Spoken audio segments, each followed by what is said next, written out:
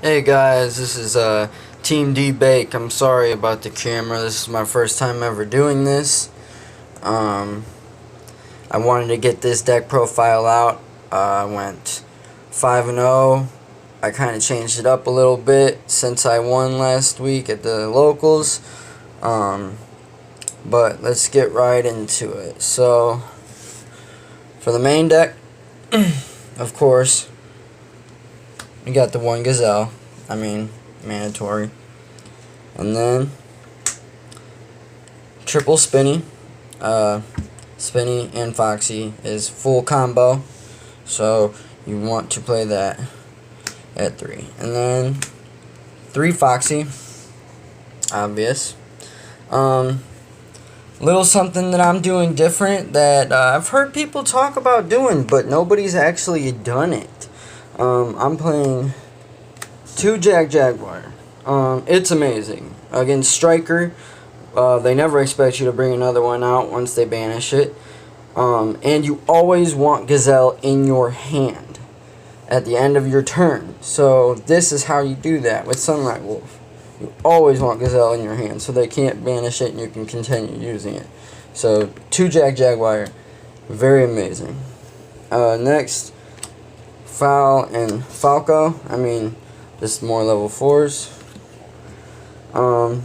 2 Flame Buffalo. I opted to only play 2 because seeing 2 sucks, even though you can dump one for the other one. That's still a really crappy play. So this is the best ratio that I found. Next, we got 2 Backup Secretary. The way I look at this is Gazelle was the special summon we needed to get that extra level 3. So these just cover up the other 2 Gazelles. So you have extra extenders. So these are amazing. I like these because they're Cyburst. You can pitch them off a Flame Buffalo. Reclusia is better going second, but I like this card better. I can normal one and special the other one. So that's pretty cool. If you noticed in the monsters, I cut Lady Debug. I don't think it's good anymore. It takes up your normal summon. It gets hand trapped. It's just, there's better options. So 3 Ash hand traps. 3 Phantasme, as important as ever to get through your deck and get to your other hand traps, put a body on board, target proof. It's amazing. 2 Ghost Ogre. I really wanted 3, I just couldn't fit it. Ghost Ogre is amazing on LP, it's amazing as Pendulum, it's amazing in the mirror, it's just a good card and for this format. Next we have the mandatory 3 Signet Mining. We all know what that is. Gotta play it. Then I'm opting to only play 2 Called by the Grave. It's mandatory, but I really hate seeing 2 of this card.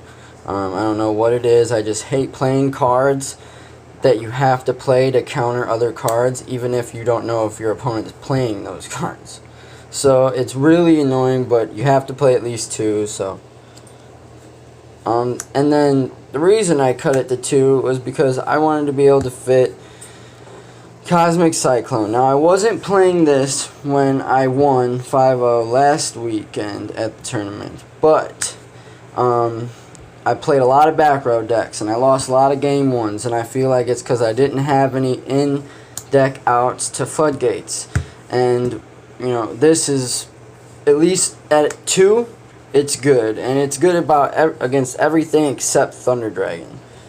So 2 is fine. Next we play 2 Will. It's amazing. It's an extender. It gets you, it's a soul charge. It's just insane. It's a great card. I feel like 2 is awesome because you can pluck it off of Foxy a lot easier.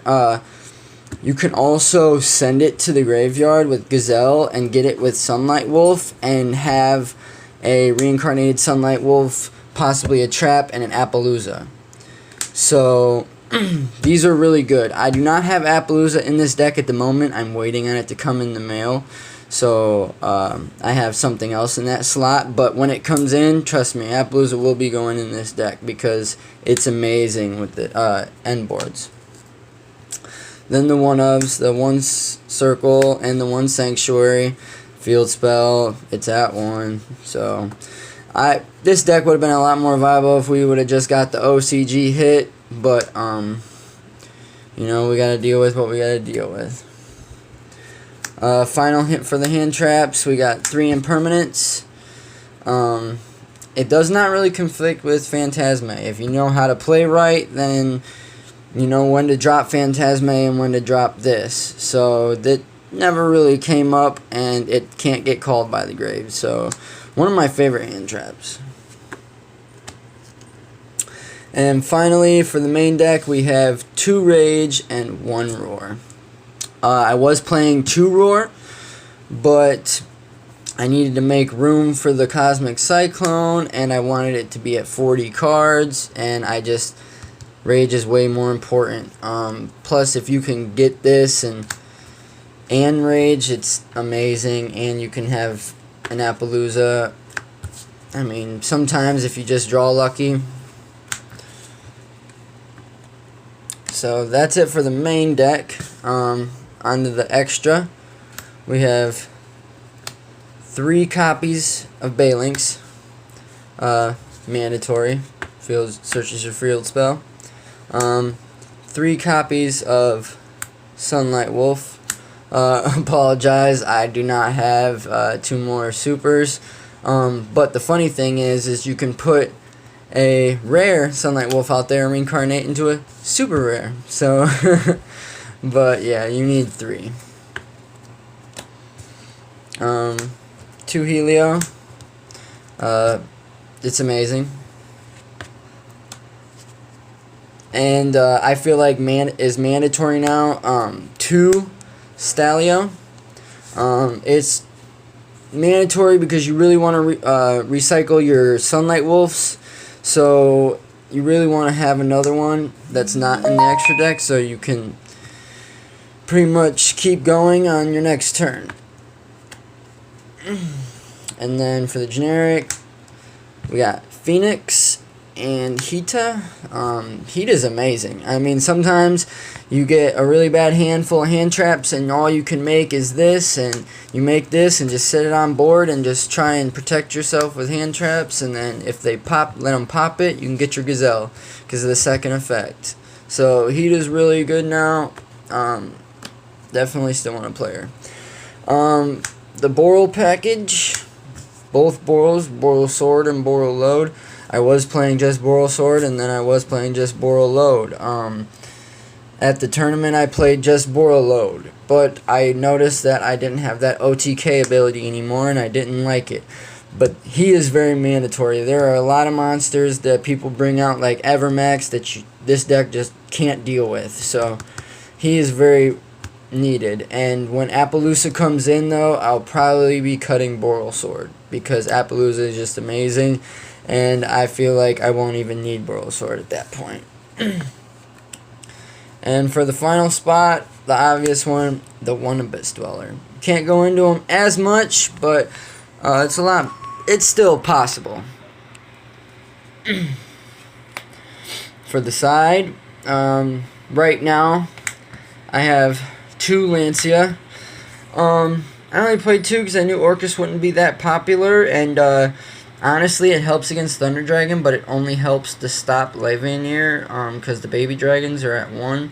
So, it's good, but I do not really see it needing it at 3.